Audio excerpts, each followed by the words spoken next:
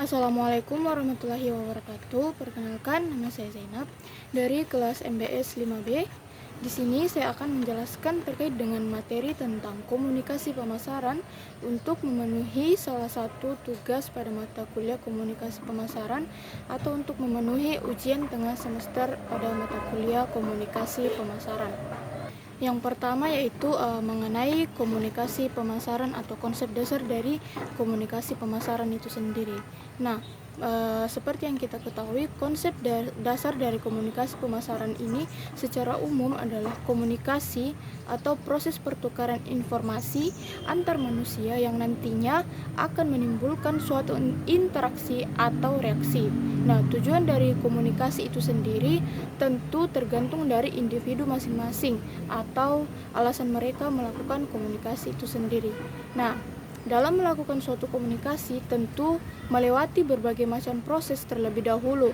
Nah, yang dalam hal ini dinamakan sebagai komponen-komponen dalam komunikasi yang meliputi komunikator atau source atau pengirim pesan, kemudian pesan atau hal-hal yang ingin disampaikan atau yang ingin dikomunikasikan. Kemudian ada media, yaitu saluran atau sarana dalam mentransmisikan pesan dari pengirim ke penerima.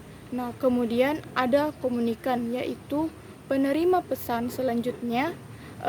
Ada efek atau dampak yang timbul dari komunikasi yang telah dilakukan sebelumnya. Nah, kemudian terdapat umpan balik atau feedback dari komunikasi yang dilakukan, kemudian ada efek. Nah, efek ini dari komunikasi, dan yang terakhir ada lingkungan. Jadi, berdasarkan hal ini dapat kita tarik kesimpulan bahwa komunikasi pemasaran itu merupakan salah satu faktor yang sangat penting dalam melakukan pemasaran atau kemudian mempengaruhi audiens dan mencapai suatu target yang diinginkan. Nah, pemasaran juga telah mengalami perubahan yang signifikan dalam hal komunikasi. Nah, seiring dengan perkembangan teknologi dan pergeseran perilaku konsumen.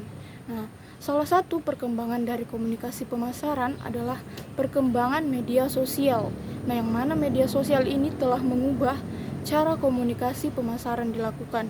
Nah, seperti pada platform-platform seperti Facebook, Instagram, Twitter, dan telah menjadi saluran utama bagi merek untuk berinteraksi dengan konsumen dan mempromosikan produk mereka.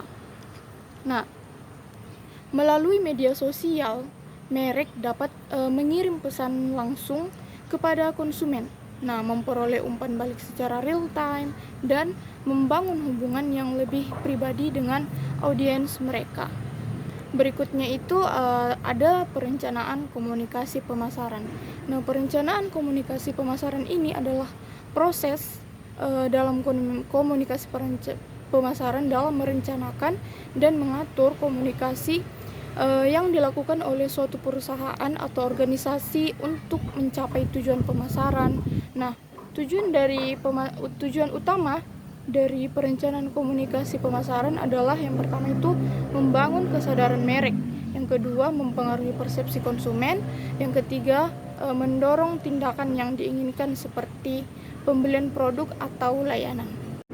Nah, terkait dengan perencanaan komunikasi pemasaran, berikut ada langkah-langkah dalam perencanaan komunikasi pemasaran tersebut. Nah, yang pertama ada menentukan tujuan komunikasi. Nah, terkait hal itu, tentukan tujuan yang ingin dicapai melalui komunikasi pemasaran. Misalnya seperti meningkatkan penjualan, memperkenalkan produk baru, atau membangun kesadaran merek.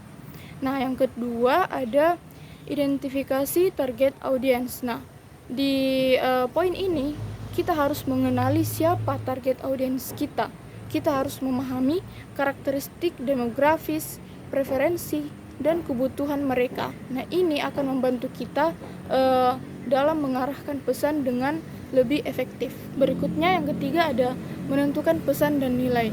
Nah, dalam hal ini kita harus menentukan pesan utama yang ingin disampaikan kepada target audiens. Nah, pastikan pesan tersebut itu bersifat relevan, menarik, dan membedakan produk atau layanan dari para pesaing. Nah, juga kita harus menetapkan nilai-nilai yang ingin kita komunikasikan seperti kualitas, keandalan, atau inovasi.